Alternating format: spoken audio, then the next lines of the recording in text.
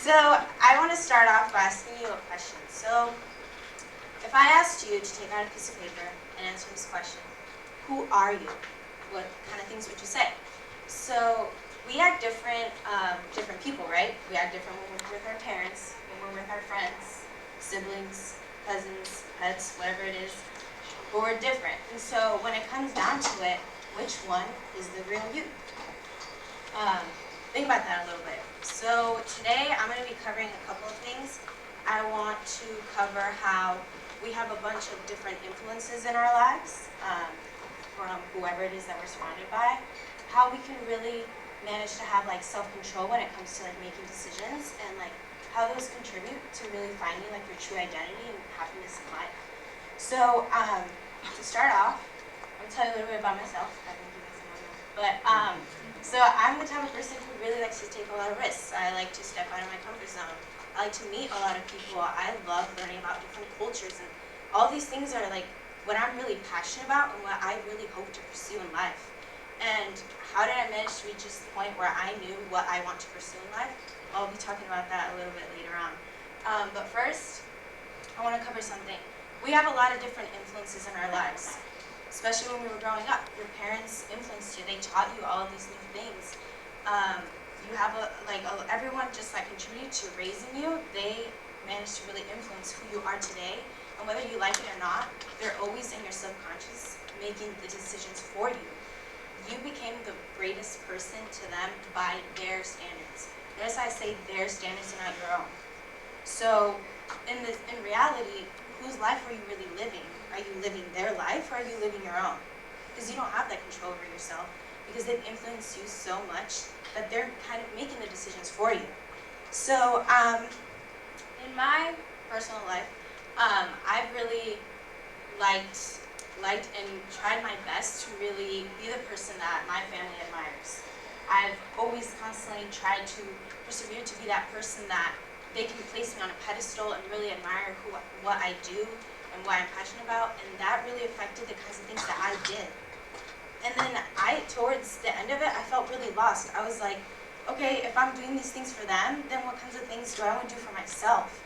And I realized this because when we all went through the college process, the first thing when we had to write down the top 10 schools that we wanted to apply to, I was really confused. I didn't even know what I wanted to look for in a school. I didn't know the kinds of things that I wanted to, pursue. And all of that is because I've let so many people make decisions for me and influence the kinds of things that I do that I lost sight of who I am.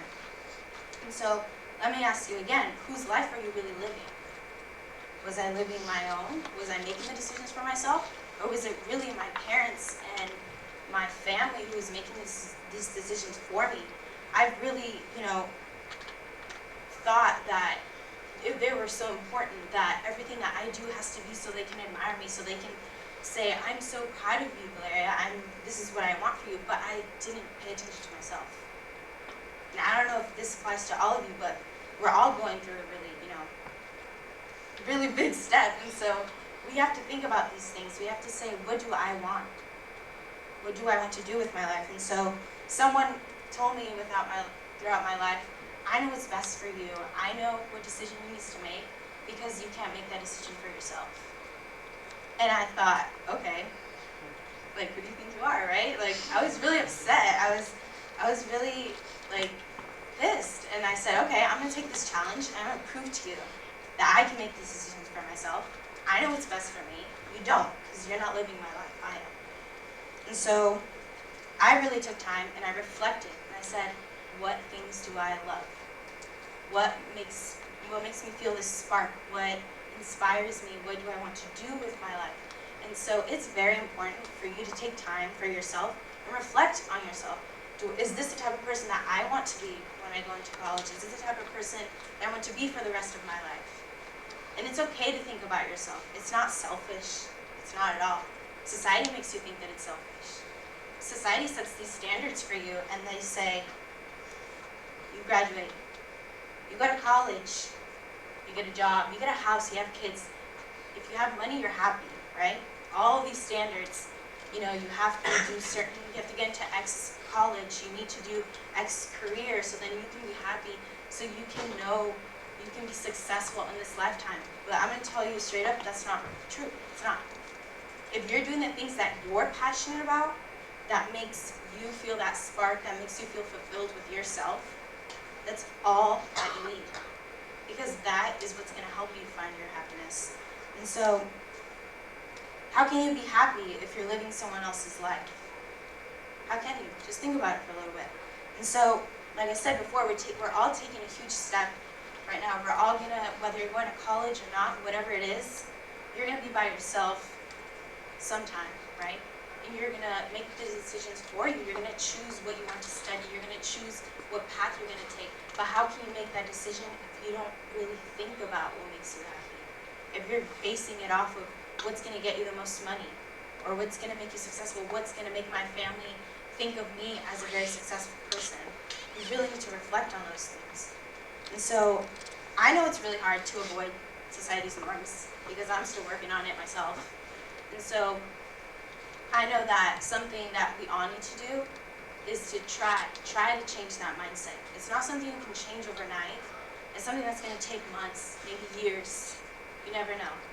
But keep trying to change that mindset, because whatever standards that your family has for you, that society has for you, you need to make your own standards. Set goals for yourself. Don't compare yourself to someone else, because your happiness and your success is all based on what you are passionate about, what you feel for yourself.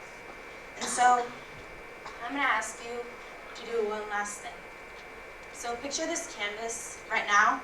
It has a lot of pictures on it. It has a lot of paintings. Maybe there's some paintings on there that you don't necessarily agree with. They're painted on by your parents' influence. They're painted on by your teachers, by your siblings, by your friends. And maybe you don't feel comfortable looking at them. Maybe you don't want to look at them. Maybe you don't want them on your canvas. So what I want you to do is to buy a new canvas, blank white canvas. And I want you to take a paintbrush and some paints and just start every single paint and brush and stroke that you have on that canvas with the decision that you're making for yourself. Things that make you happy and that you feel truly passionate about. And that's what I want you to do. I want you to be the creator of your life. Now there's going to be people in your life, no matter what you do, that are not going to agree with the decisions that you're making.